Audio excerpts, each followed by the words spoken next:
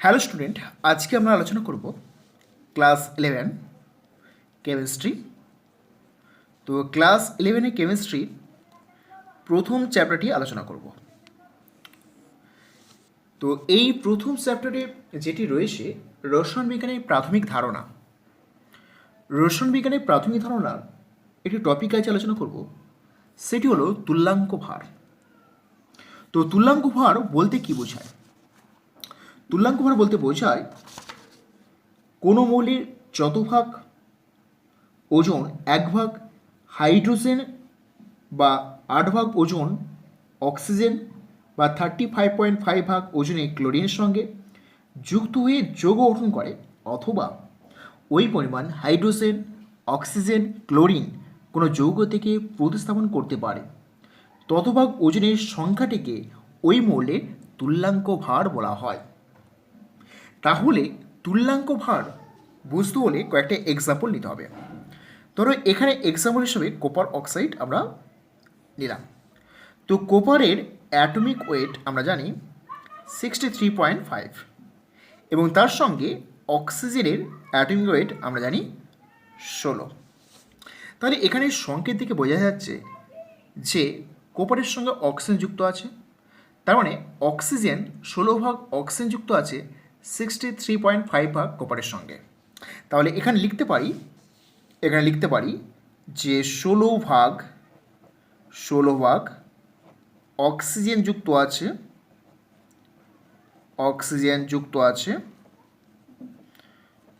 আছে 63.5 ভাগ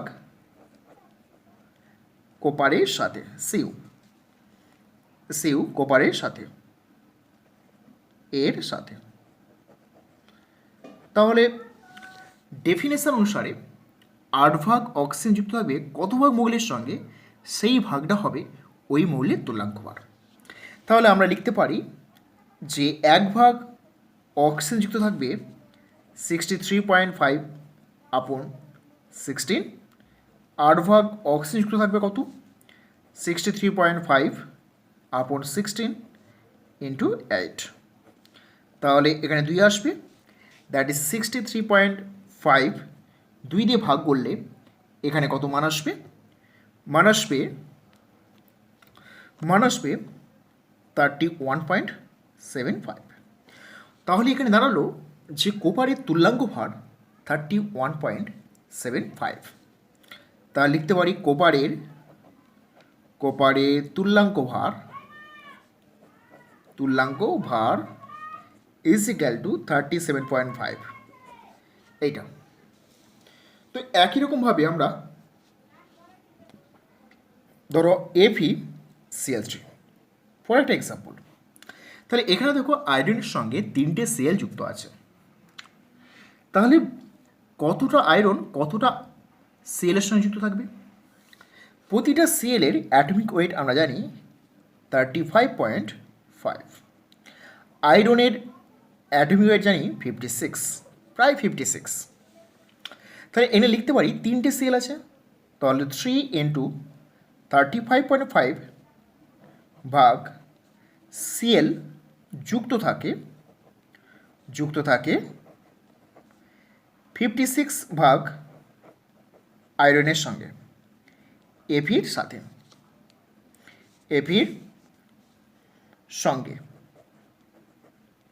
সঙ্গে। তাহলে আমাদের ডেফিনেশন অনুসারে আমরা বলবো যে 35.5 ভাগ ক্লোরিন যুক্ত থাকবে কত ভাগ মৌলের সঙ্গে, তাহলে সেই ভাগটা হবে ওই মৌলের তুল্যাঙ্ক ভার। তাহলে লিখতে পারি 35.5 ভাগ Cl যুক্ত থাকবে 56 আপন 3 ইন্টু 35/5 মানে 1 হলে তাহলে এই অংশটা এখানে ভাগ হবে, তারপরে 35.5 হলে এখানে 35.5 গুণ হবে। তাহলে এটা কাটলো, অর্থাৎ 3 দিয়ে ভাগ করবো 56/3। এখানে ভাগ করলে মানটা আসবে 18.6। তাহলে দেখো এখানে বলতে পারি যে আয়রনের তুল্যাঙ্ক ভার 18.6, অর্থাৎ FeCl3 FeCl3 যৌগের Feর তুল্যাঙ্ক ভার is equal to 18.6। তাহলে আমরা এইভাবে কিন্তু কোনো যৌগের মধ্যে মোলের তুল্যাঙ্ক ভার ক্যালকুলেট করতে পারি। তাহলে এই তুল্যাঙ্ক ভার ক্যালকুলেশন করার জন্য একটি ইকুয়েশনের প্রয়োজন হয়। তো ইকুয়েশন কী হবে?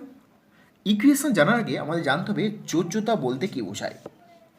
তো যোজ্যতা আমরা কাকে বলবো সেটা জানতে হবে। জানার পর আমরা তুল্যাঙ্ক ভারে একটা ইকুয়েশন তৈরি করব। তো যোজ্যতা আমরা কাকে বলবো? যোজ্যতা বলতে কী বোঝায়? যোজ্যতা বলতে বোঝায় কোনো মৌলের একটি পরমাণু যত সংখ্যক হাইড্রোজেন পরমাণুর সঙ্গে যুক্ত হয় বা হাইড্রোজেন ঘটিত কোনো যৌগ থেকে যত সংখ্যক হাইড্রোজেন পরমাণুকে প্রস্তুত করে সেই সংখ্যা কী হলো ওই মৌলের যোজ্যতা। আবার বলছি, দেখো, কোনো মৌলে একটি পরমাণু যত সংখ্যক হাইড্রোজেন পরমাণুর সঙ্গে যুক্ত হয়। একটা মৌল কত সংখ্যক হাইড্রোজেন পরমাণু যুক্ত হবে? যদি একটা সঙ্গে যুক্ত হয় তাহলে যোজ্যতা 1, দুটো হাইড্রোজেন পরমাণু যুক্ত হলে যোজ্যতা 2, তিনটে হাইড্রোজেন পরমাণু যুক্ত হলে যোজ্যতা 3। বা হাইড্রোজেন ঘটিত কোনো যৌগ থেকে যত সংখ্যক হাইড্রোজেন পরমাণুকে প্রস্তুত করে। ধরো কোনো একটা কম্পাউন্ড দুটো হাইড্রোজেন প্রস্তুত হয়ে যায়, মানে হাইড্রোজেন ছেড়ে চলে যায়, তাহলে তার যোজ্যতা হবে 2, তিনটে হলে 3 হবে, এইভাবে। তাহলে আমরা যোজ্যতা নির্ণয় করতে হবে। সাধারণত মূলকের ক্ষেত্রে যোজ্যতা আমরা সহজে নির্ণয় করতে পারি। ধরো সোডিয়াম প্লাস, পটাশিয়াম প্লাস, বা ধরো ম্যাগনেসিয়াম 2+, Al3+। দেখো এখানে প্লাস, এই যে চার্জের সংখ্যা ইজ ইকুয়াল টু যোজ্যতা দাঁড়ায়। কারণ এখান থেকে বলতে পারি আমরা কতগুলি হাইড্রোজেন যুক্ত হতে পারে বা হাইড্রোজেন প্রস্তুত হতে পারে। তাহলে এখানে এই চার্জগুলো যোজ্যতা বোঝাচ্ছে, অর্থাৎ এখানে +1 করে চার্জ, তাহলে এখানে যোজ্যতা 1। এখানে ম্যাগনেসিয়াম 2+, তার যোজ্যতা 2 হবে। অ্যালুমিনিয়াম 3+, মানে যোজ্যতা 3 আসবে। তো একই রকমভাবে অ্যাননের ক্ষেত্রে বলতে পারি যে OH-, তার যোজ্যতা 1। আবার ধরো SO4 2-, সালফেট যোজ্যতা হবে 2। আবার ধরো আমরা লিখতে পারি যে ক্রোমেট CrO4 2-, যোজ্যতা 2। ধরো ফসফেট PO4 3-, যোজ্যতা হবে 3। তাহলে এইভাবে কোনো মৌলিকের ক্ষেত্রে, ক্যাটন বা অ্যাননের ক্ষেত্রে চার্জের সংখ্যাটা হবে যোজ্যতার সঙ্গে সমান।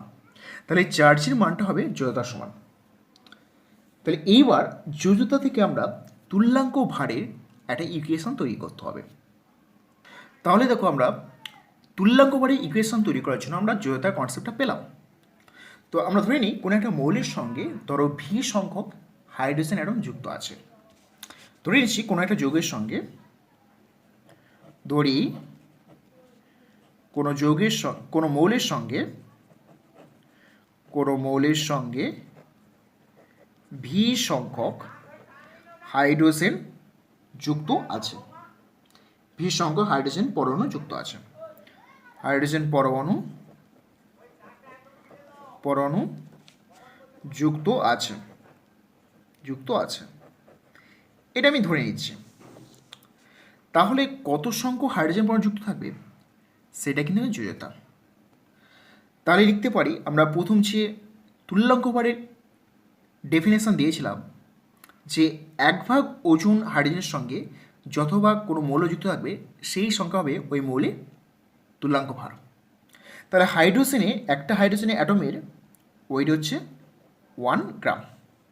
তাহলে এখানে V সংখ্যক হাইড্রোজেন যুক্ত আছে কার সঙ্গে? কোনো মৌলের সঙ্গে। তাহলে V ইন্টু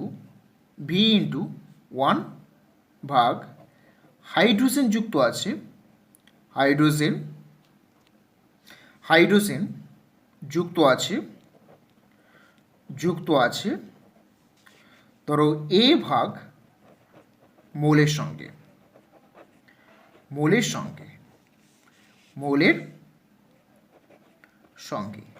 এখানে A হলো ওই মৌলের অ্যাটমিক ওয়েট, এখানে A হলো ওই মৌলের পারমাণবিক ভর সমান A। তাহলে একটা মৌলের সঙ্গে যখন V সংখ্যক হাইড্রোজেন যুক্ত আছে তাহলে প্রতিটি হাইড্রোজেনের ভর হচ্ছে 1 গ্রাম করে। তাহলে তারই V ইন্টু 1 ভাগ হাইড্রোজেন যুক্ত আছে A ভাগ মৌলের সঙ্গে, যেখানে A হচ্ছে মৌলের অ্যাটমিক ওজন। তাহলে ডেফিনেশন অনুসারে 1 ভাগ যুক্ত থাকবে কত ভাগ মৌলের সঙ্গে, সেটি হবে মৌলের তুল্যাঙ্ক ভার। তাহলে 1 দিয়ে ভাগ করলে A/V পাবো। তাহলে A/V হলো ওই মৌল যে মৌলটা বলা হচ্ছে তার তুল্যাঙ্ক ভার। তো তুল্যাঙ্ক ভারকে যদি আমরা E দিয়ে প্রকাশ করি তাহলে E = A/V। তাহলে এটি হলো এর ইকুয়েশন, যেখানে V হচ্ছে হাইড্রোজেন পরমাণুর সংখ্যা, আবার হাইড্রোজেন পরমাণুর সংখ্যা সমান যৌথতা। তাহলে V হচ্ছে এখানে ছিল হাইড্রোজেন পরমাণুর সংখ্যা, H পরমাণুর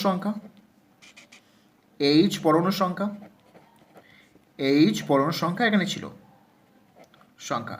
তাহলে H পরমাণুর সংখ্যা মানে যোজ্যতা, আর A হলো পারমাণবিক ভর। যে মৌলটার তুল্যাঙ্ক ভর ক্যালকুলেট করা হচ্ছে তার A হলো পারমাণবিক ভর এবং V হলো হাইড্রোজেন পরমাণুর সংখ্যা মানে যোজ্যতা। তাহলে এই তুল্যাঙ্ক ভার E = আমরা পেলাম A/V। যেহেতু V এর মানটা কখনোই 0 হবে না বা A এর মানটা কখনোই 0 হবে না, তাহলে সেক্ষেত্রে তুল্যাঙ্ক ভার কিন্তু কখনোই 0 হবে না। তার কারণ A এর মানটা কখনোই 0 নয় আর V এর মানটা কখনোই 0 নয়। তাহলে সেক্ষেত্রে দেখব তুল্যাঙ্ক ভার 0 হবে না। আবার ধরো এই যে তুল্যাঙ্ক ভারটা E = A/V, তাহলে V এর মানটা যদি 1 বসাই মানে একযোজী মৌলের ক্ষেত্রে, তখন কিন্তু E এর মানটা A এর সঙ্গে সমান, অর্থাৎ পারমাণবিক ভরের সঙ্গে ইটার সমান হবে। তাহলে সেই ক্ষেত্রে দেখব যে তুল্যাঙ্ক ভর এবং অ্যাটমিক ভর সমান হয়ে যায়। তুল্যাঙ্ক ভর এবং অ্যাটমিক ভর সমান হয়ে যায়। যেমন ধরো সোডিয়ামের ক্ষেত্রে আমরা দেখব যে +1 যোজ্যতা। তাহলে সোডিয়াম প্লাস মানে V = 1। সোডিয়ামের A কত না 23, তাহলে তুল্যাঙ্ক ভর কত হবে 23/1 সমান 23। তাহলে তুল্যাঙ্ক ভর সোডিয়ামে হবে 23। আবার কোনো মৌলের ক্ষেত্রে যোজ্যতা পরিবর্তনশীল যোজ্যতা হয়। পরিবর্তনশীল যোজ্যতা কথা অর্থ হচ্ছে একই মৌলের অনেকগুলি যোজ্যতা থাকে। যেমন ধরো আমরা খুব পরিচিত মৌল হচ্ছে আয়রনে +2 যোজ্যতা, আবার আয়রনে +3 যোজ্যতা থাকে।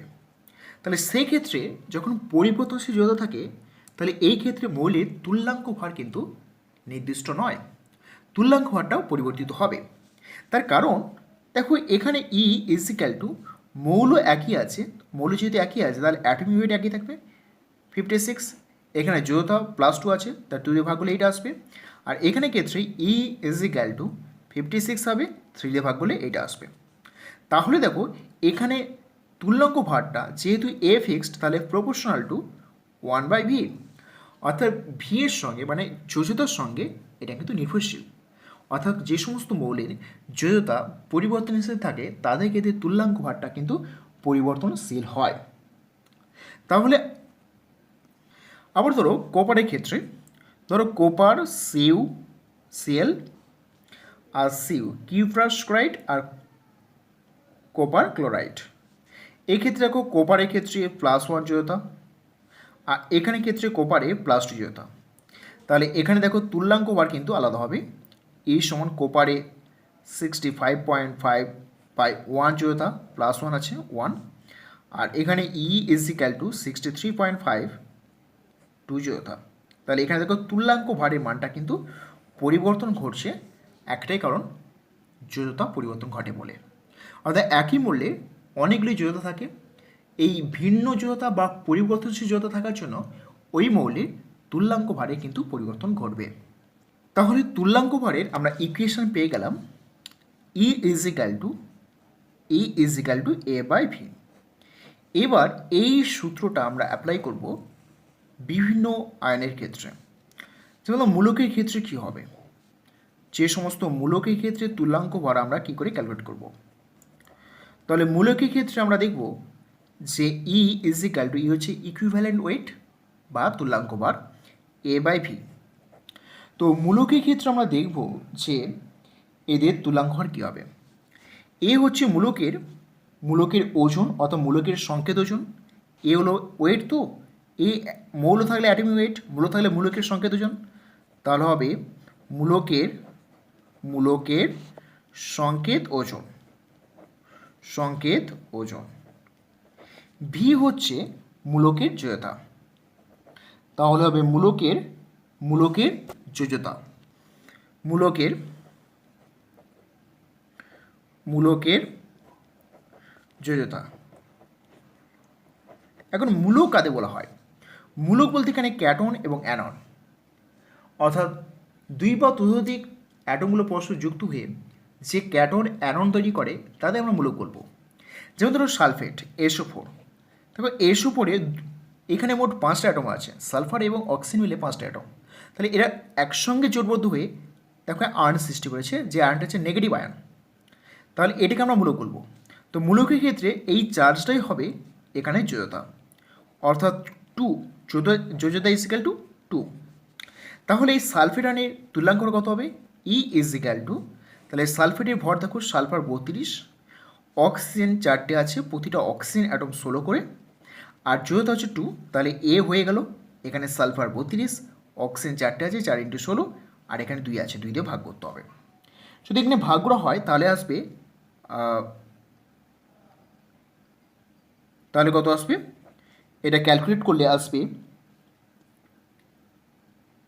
48।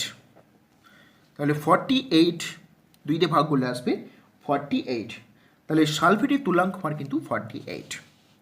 একই রকমভাবে আমরা করতে পারি, ধরো ফসফেট PO4 3-, তাহলে PO4 3- করলে তাহলে তুল্যাঙ্ক বার ইজিক্যাল টু এই ফসফরাসের 31 হয়, 4 × 16/3 দিয়ে ভাগ করতে হবে।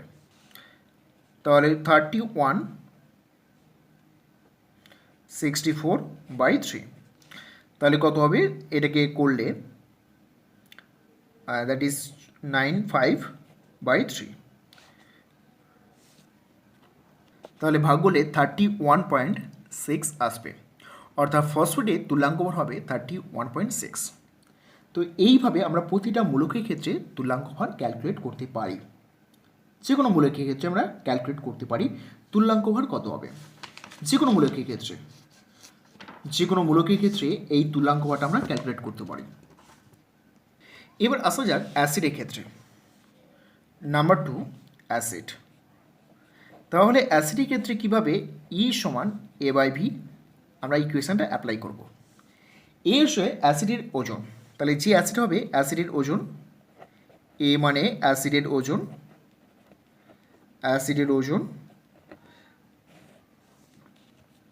আপন ভি আছে, ভি মানে অ্যাসিডের ক্ষারগ্রাহিতা।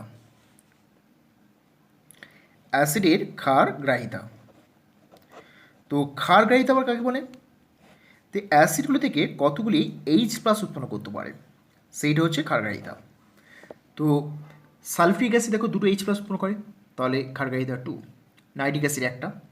ক্ষারগ্রাহিতা হচ্ছে H+ এর সংখ্যা। যেমন ধরো সালফ্রিক অ্যাসিড H2SO4। তো সালফ্রিক অ্যাসিড আমরা ভাঙলে বা বিয়োজন করলে 2H+ প্লাস সালফেট 2- উৎপন্ন করে। তাহলে যেহেতু এখানে 2H+ উৎপন্ন করছে, তাহলে এইটা হবে ক্ষারগ্রাহিতা। ধরো নাইট্রিক অ্যাসিড HNO3, তাই নাইট্রিক অ্যাসিড ভাঙলে H+ এবং নাইট্রেট উৎপন্ন করবে। যেহেতু একটা H+ উৎপন্ন করে, তাহলে নাইট্রিক অ্যাসিডের ক্ষারগ্রাহিতা হবে 1। তো এদের ক্ষেত্রে আমরা দেখব তুল্যাঙ্ক ভর কত হবে। ধরো সালফ্রিক অ্যাসিড তুল্যাঙ্ক ভর কত হবে? E = সালফ্রিক অ্যাসিড দেখো 2টো হাইড্রোজেন আছে, 2 × 1, সালফার একটা আছে 32, অক্সিজেন 4টে আছে 16 করে, বাই কত হবে ক্ষারগ্রাহিতা 2, 2টো H+ তার 2 দিয়ে ভাগ করতে হবে। তাহলে 2 + 32 + 64/2, তাহলে এইটাকে যদি আমরা যোগ করি তাহলে কত আসবে?